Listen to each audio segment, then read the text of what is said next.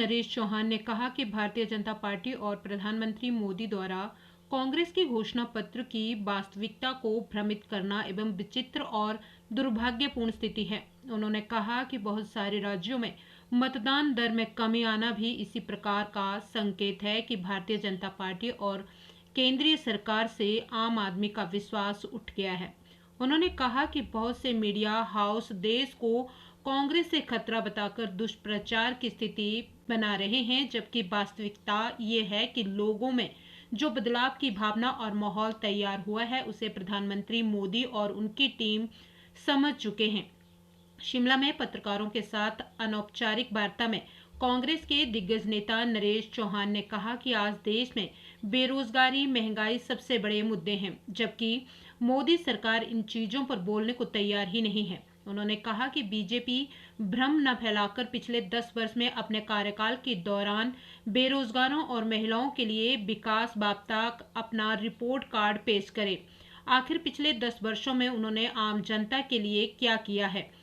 उन्होंने कहा कि रोजगार और किसानों को लेकर मोदी सरकार ने पिछले 10 वर्षों में जनता से बड़े बड़े वादे किए थे। उन वादों का क्या हुआ?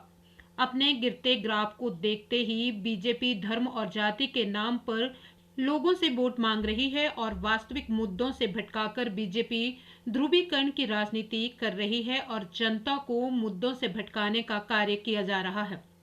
उन्होंने कहा कि आज मंगलसूत्र पर की जा रही राजनीति बहुत ही दुर्भाग्यपूर्ण है, जिसे देश की जनता समझ भी रही है और देशवासी अपने को ठगा सा महसूस कर रहे हैं। निरंतर देखा कि जब कांग्रेस पार्टी ने अपना मैनिफेस्टो घोषित किया, उसके बाद लगातार प्रधानमंत्री जी एक हफ्ते तक कांग्रेस के मैनिफेस्टो के बारे में प्रचार के दौरान बात करते रहे। तो वो बात साफ तौर पे ये थी कि मैनिफेस्टो में जिस प्रकार की बातें कांग्रेस पार्टी ने हर वर्ग के लिए की, वो युवा साथी बेरोजगार हो, वो महिलाएं हो या देश का किसान हो या अन्य वर्ग हो, गारंटियों के तौर पे साफ तौर पे इस मैनिफेस्टो में हर वर्ग के लिए अपना विज़न साफ किया है कि हम किस तरह से सरकार में आने के बाद 30 लाख युवा साथियों को जो सरकारी सेंट्रल गवर्नमेंट के अंदर जो अप्रूव्ड नौकरियां पड़ी है उसको भरेंगे। उसके अलावा और पूरा हमारे मैनिफेस्टो में साफ करके बताया है कि किस तरह से और क्षेत्रों में नौकरियां पैदा की जाएगी, या महिलाओं को जो आर्थिक दृष्टि से कमज़ोर हैं उसका सर्वे करके 1 लाख रुपया उनके खाते में उनके मदद के तौर पे कैसे डाला जाएगा। तो वो सारी चीज़ें मोदी जी को और उनकी टीम को निश्चित तौर पे कांग्रेस के मैनिफेस्टो से तकलीफ हुई। वो उसको हथियार बनाना चाह रहे थे, लेकिन आप बताएं कि जब भाजपा का मैनिफेस्टो आया उसकी कोई चर्चा नहीं हुई, क्योंकि आपको तो देश को बताना था कि आपने 10 साल में क्या किया, किस वर्ग के लिए किया। लेकिन आप इन सब चीज़ों को हटा के कांग्रेस के मैनिफेस्टो, कांग्रेस के नेताओं पे जो अटैक कर रहे थे, तो मैं ये बताना चाह रहा था कि मैनिफेस्टो में कांग्रेस पार्टी ने जो प्रोमिसेस किए हर वर्ग के साथ, किसानों को गारंटी और कानून के ज़रिए, जो डॉक्टर स्वामीनाथन जी ने मिनिमम सपोर्ट प्राइस की बात की है, कांग्रेस ने उसके लिए कानून बनाने की बात की। इन्होंने तो किसानों के साथ धोखा किया, उनके आंदोलन को कुचलने का काम किया। लेकिन कांग्रेस पार्टी और हमारे नेता श्री राहुल गांधी जी ने हमेशा किसानों के साथ खड़े नजर आए। तो ये देशवासियों को इस वक्त समझने की ज़रूरत है।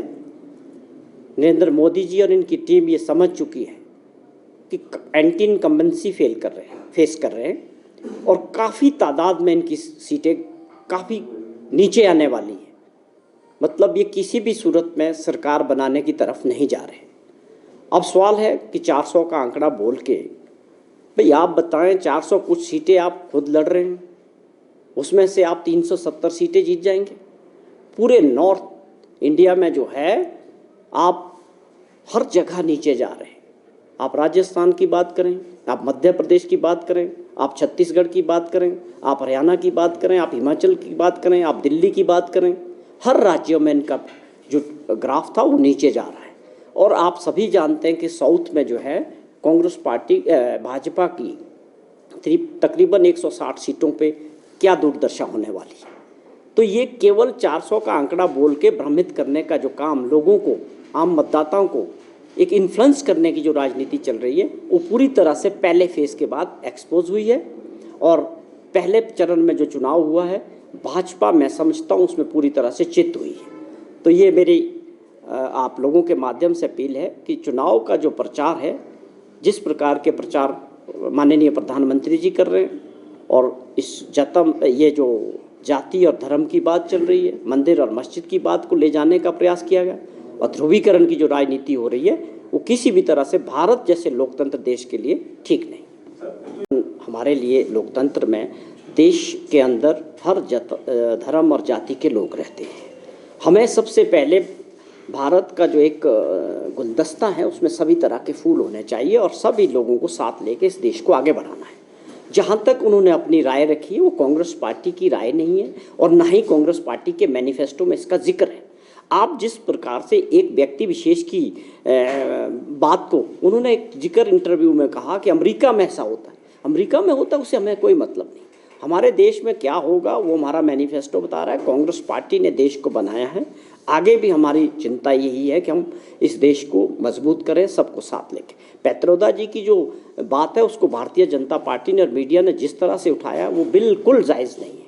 उन्होंने अपनी राय रखी है, उसको कौन इम्प्लीमेंट करने जा रहा है? तो ये अपने आप में भ्रमित करने वाला जो काम और प्रचार चल रहा है, ये दुर्भाग्यपूर्ण।